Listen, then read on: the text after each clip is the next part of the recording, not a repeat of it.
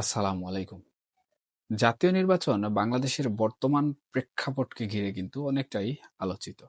এবং এই জাতীয় নির্বাচন কবে নাগাদ অনুষ্ঠিত হবে বা জাতীয় নির্বাচন কবে হতে যাচ্ছে এই বিষয়ে ঘিরে কিন্তু আমরা রীতিমতো সামাজিক যোগাযোগ মাধ্যম থেকে শুরু করে বিভিন্ন প্ল্যাটফর্মে নানা ধরনের তথ্য পাচ্ছি।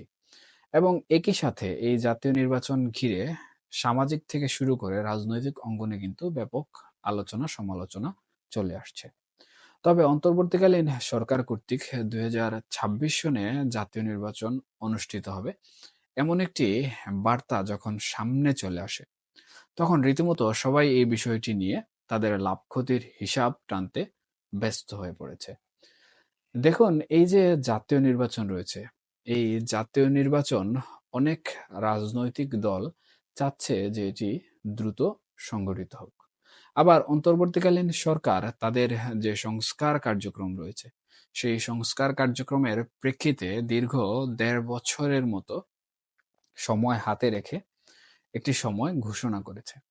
এখন এই যে দীর্ঘ সময়, এই দীর্ঘ সময়ের মধ্যে অনেক রাজনৈতিক দল কিন্তু তাদের যে রাজনৈতিক প্রস্তুতি রয়েছে বা নির্বাচনী প্রস্তুতি রয়েছে সেটি করতে সক্ষম হবে। এবং এদিক থেকে যদি আমরা বিবেচনা করি তাহলে আওয়ামী লীগ কিন্তু অনেক বেশি লাভবান হচ্ছে। শুধু যে আওয়ামী লীগ লাভবান হচ্ছে তা কিন্তু নয়।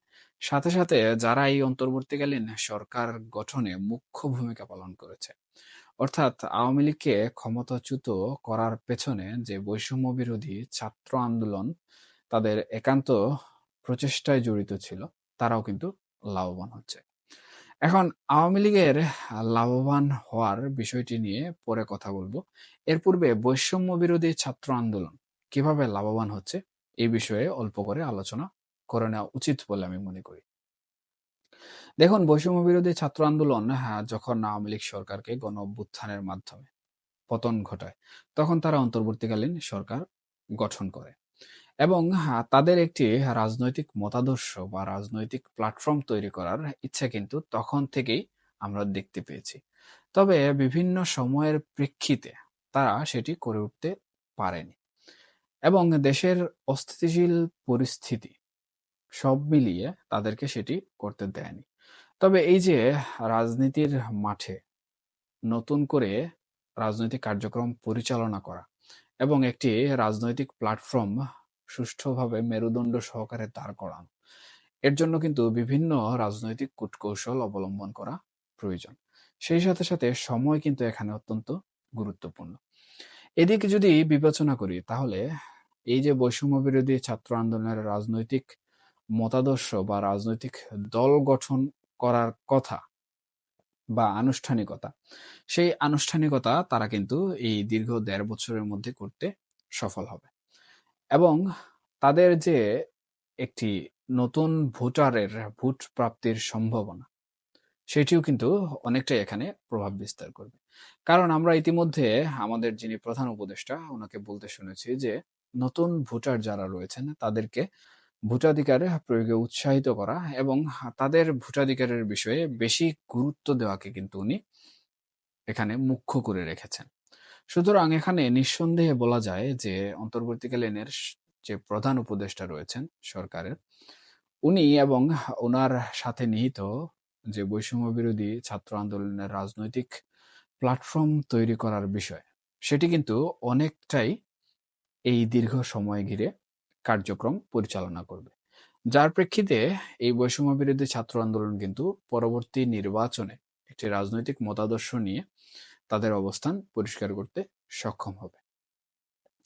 এখন আমি প্রথমে যেভাবে বলছিলাম যে আওয়ামী লীগ যে রাজনৈতিক দলটি রয়েছে ক্ষমতাচ্যুত হয়েছে, তাদের যে লাভের পাল্লাটি রয়েছে সেই পাল্লাও কিন্তু অনেকটা ফেলে দেওয়ার মতো নয়। দেখুন, গণঅভ্যুত্থানের পরে বা এই যে ছাত্র আন্দোলন হয়েছে তারপরে আওয়ামী লীগ সরকার পতিত হয় এবং পতিত হওয়ার পর তারা বিভিন্নভাবে রাজনীতির যে একটি কার্য পরিকল্পনা রয়েছে সেখানে ফিরে আসার বিভিন্ন ধরনের চেষ্টা চালিয়ে যাচ্ছে। কোনো কোনো ক্ষেত্রে তারা কর্মসূচি ঘোষণা করছে, আবার কোনো কোনো ক্ষেত্রে তারা বিভিন্নভাবে তাদের রাজনৈতিক কার্যক্রম পরিচালনা করে যাচ্ছে। কিন্তু এই যে ৪.৫ মাস বা ৪ মাস সময়ে আওয়ামী লীগ কিন্তু তেমনভাবে তাদের রাজনৈতিক যে কার্যপ্রণালী মাঠে প্রয়োগ করার কথা, সেটি কিন্তু প্রয়োগ করতে তারা সক্ষম হয়নি। এবং স্বাভাবিকভাবে তারা প্রয়োগ করতে সক্ষম না হওয়ার পেছনে আমাদের গতানুগতিক যে রাজনৈতিক ঐতিহ্য রয়েছে, সেটি কিন্তু অনেকটাই এখানে গুরুত্বপূর্ণ। কারণ তাদের উপর বিভিন্ন ধরনের অনিয়ম, দুর্নীতি সহ অত্যাচার নিপীড়নের একটি প্রেক্ষাপট তৈরি হয়েছে।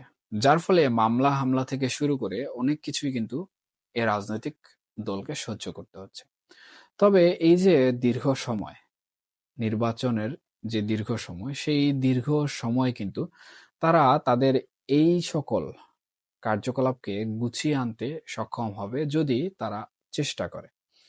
এবং তৃণমূলের নেতাকর্মীরা যেভাবে আওয়ামী লীগকে এখন শক্তি জুগিয়ে যাচ্ছেন, তাতে তৃণমূলের মাধ্যমে এই দীর্ঘ সময়ের মধ্যে আওয়ামী লীগ তাদের রাজনৈতিক কার্যক্রম সুষ্ঠুভাবে গঠন করতে সক্ষম হবে।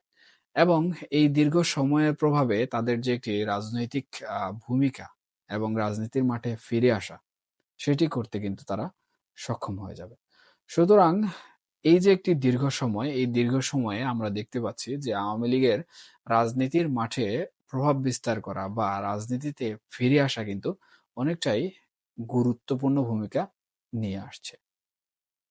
তার সাথে সাথে যে জনমত রয়েছে, অর্থাৎ বিগত ১৫ বছরের শাসন আমলে আওয়ামী লীগ যে সকল কর্মসূচি করেছে, এর মধ্যে খারাপ যে কর্মসূচিগুলো রয়েছে বা যে খারাপ প্রভাবগুলো রয়েছে, সেগুলো পাশ কাটিয়ে ওঠার জন্য কিন্তু এই ১.৫ বছর আমি অনেকটাই যথেষ্ট বলে মনে করি।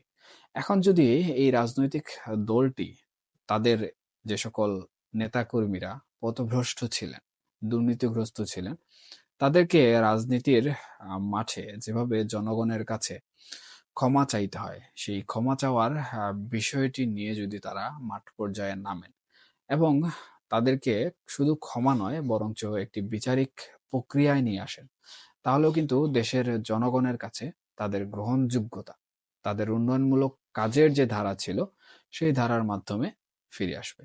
এবং এই দীর্ঘ সময়ের মধ্যে তারা তাদের দলকে তৃণমূল থেকে শুরু করে উচ্চপদস্থ পর্যায় পর্যন্ত গুছাতে সক্ষম হবেন। এবং আসন্ন নির্বাচনে এই ধারা অনুসরণ করে যদি আওয়ামী লীগ নির্বাচনে অংশগ্রহণ করে এবং মাঠ নেতৃত্বে ফিরে আসে, তাহলে আওয়ামী লীগের জন্য কিন্তু এই আসন্ন নির্বাচন আবারও একটি সুসময় ডেকে নিয়ে আসবে। এমনও হতে পারে যে যে জনমত আওয়ামী লীগের রয়েছে এবং বিগত বছরগুলোতে আওয়ামী লীগ যে উন্নয়নমূলক কর্মকাণ্ড জনগণের জন্য করেছে, তার প্রভাবে আওয়ামী লীগ কিন্তু বিপুল ভোটে অনেকগুলো আসন বেশি পেয়ে জয়লাভ করার একটি সম্ভাবনা তৈরি করছে। এবং এই যে সম্ভাবনা, এই সম্ভাবনাগুলো জনমত জরিপ থেকে শুরু করে বিভিন্ন পর্যায়ের বর্তমানে আওয়ামী লীগের যে সকল জরিপ সমূহ হচ্ছে, তাতে কিন্তু প্রতীয়মান হচ্ছে। সুতরাং এই যে অন্তর্বর্তীকালীন সরকার কর্তৃক জাতীয় নির্বাচনের যে দীর্ঘ সময়, সেই দীর্ঘ সময়ের প্রেক্ষিতে কিন্তু আওয়ামী লীগ অনেকটাই লাভবান হচ্ছে। এখন যদি আমরা বিএনপি সহ অন্যান্য রাজনৈতিক দলসমূহের কথা বলি, তাহলে বর্তমান পরিস্থিতিতে তারা যেভাবে গণমাধ্যমে প্রচারিত হচ্ছে তাদের যে সকল কর্মকাণ্ডের জন্য, যার প্রভাবে তাদের যে একটি জনমত ছিল, সেটি কিন্তু অনেকটাই হারিয়ে যাচ্ছে। এর কারণ হচ্ছে বিভিন্ন ধরনের অনৈতিক কর্মকাণ্ড হচ্ছে, যার দায়ভার কিন্তু অনেকটাই বিএনপির উপর পতিত হচ্ছে। সুতরাং এসব কারণে বিএনপি অনেকটাই তাদের জনমত হারিয়ে ফেলছে। আর এই সুযোগটি কিন্তু আওয়ামী লীগ খুব ভালোভাবে গ্রহণ করার জন্য প্রস্তুতি নিতে পারছে, যার প্রভাবে এখানে বিএনপি অনেকটাই ক্ষতিগ্রস্ত হবে নির্বাচনে।